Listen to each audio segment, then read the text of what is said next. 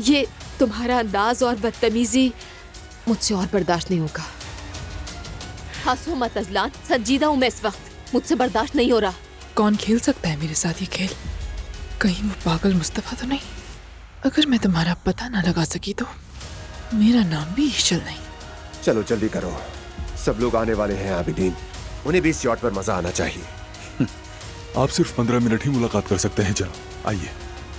मुस्तफा देखो कौन आया। या अल्लाह तेरा लाख लाख शुक्र है।